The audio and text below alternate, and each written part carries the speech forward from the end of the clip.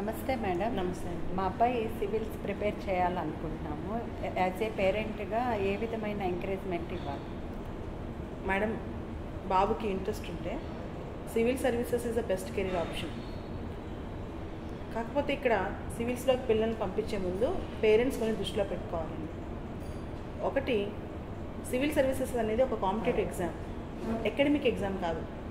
10th తర్వాత intermediate తర్వాత degree, ఇలా కాకుండా సివిల్ సర్వీసెస్ ఎగ్జామ్లో పిల్లలకి నాలెడ్జ్ బేస్ అనేది డెవలప్ అవ్వాలి. దానికోసం కొంత టైం పడుతుంది. వాళ్ళపైన ఎక్కువ ప్రెషర్ పెట్టకుండా వారానికి 10 రోజులకు ఒకసారి వీళ్ళకి ఇంకా అయిపోయిందా, ఇప్పుడు ఏం చదివారు, ఇవన్నీ కాకుండా ఒక 1 or 2 years టైం, ఫుల్ టైంని వాళ్ళకి వదిలేయాలి. చుట్టాలందరికీ చెప్పుకుని లేదా వాళ్ళపైన చాలా ప్రెషర్ పెట్టి సివిల్ సర్వీసెస్ ఎగ్జామే వాళ్ళ జీవిత ఆశయం అని చెప్పి అలా వాళ్ళపైన ఒత్తిడి అనేది తీసుకురాకూడదు.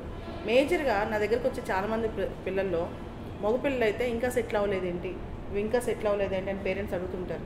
ఆడపిల్లలు అయితే ఇంకా పెళ్ళి మన సంస్కృతి ప్రకారం ఏంటి, డిగ్రీ అయిపోయిన తర్వాత ఆడపిల్లలకు పెళ్లి చేసేయాలని చెప్పి.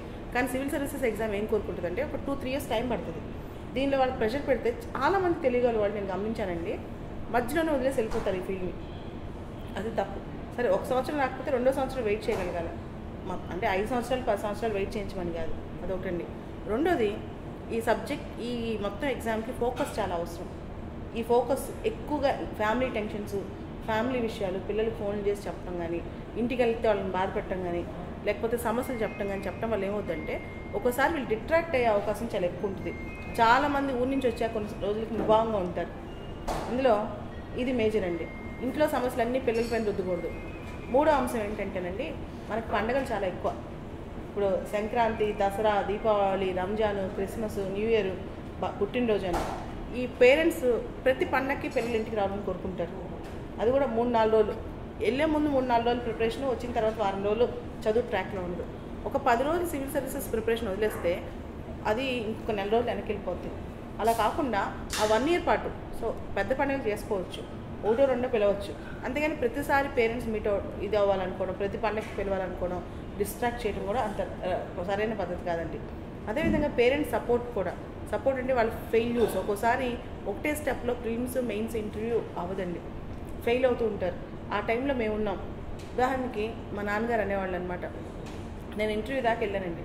ఇంటర్వ్యూకి వెళ్ళినప్పుడు మెట్ల మీద నుంచి ఒకరోజు కింద పడిపోయాను అనమాట. కింద పడిపోతే నాకు వద్దు డాడీ, ఐఏఎస్ ప్రిపరేషన్ ఏమొద్దు, నేను ఇంటికి వెళ్ళిపోతానంటే, సాహసం చేయరా డింబక, ఐఏఎస్ కొట్టొచ్చు అని. అంటే ఏంటంటే కొంచెం అడ్వెంచరిజం, కొంత పాజిటివ్ యాటిట్యూడ్. పేరెంట్స్ మేము ఉన్నామని చెప్పి వెన్ను తట్టాలి, లేకపోతే కష్టం అండి.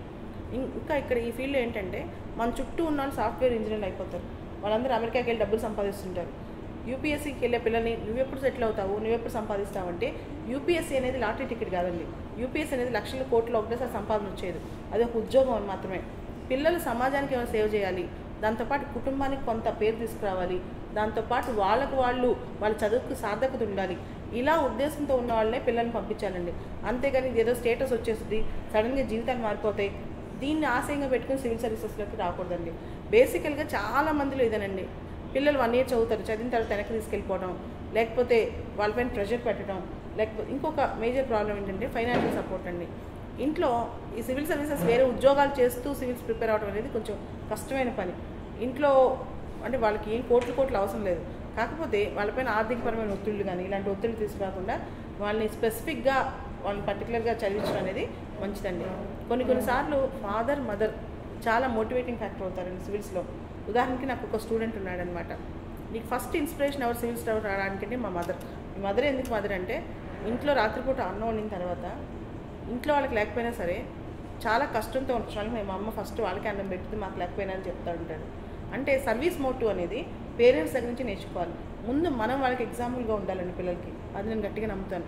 సో సివిల్ సర్వీసెస్లో పిల్లలు పంపించాలనుకుంటే మాత్రం వాళ్ళపైన సేవాభావం పెంచి, వాళ్ళకి ఒత్తిడి లేకుండా చేసి, అండ్ ఒక గుడ్ సిటిజన్, మా అబ్బాయి మంచి సిటిజన్ అని ముందు భావించి, ఆ తర్వాత వాళ్ళు దేశానికి ఉపయోగపడతారని భావించి, దానికోసం వాళ్ళకి కొంత టైం వదిలితే ఖచ్చితంగా పైకి వస్తారండి. అలా కాకుండా డాక్టర్ చదివించామో, ఇంజనీరింగ్ చదివించామో, ఉద్యోగం ఎప్పుడు, పెళ్ళి ఎప్పుడు, ఇవన్నీ క్రైటీరియాగా పెట్టుకుని వాళ్ళపైన ప్రెషర్ పెడితే మాత్రం అంత మంచిది కాదండి. Thank you.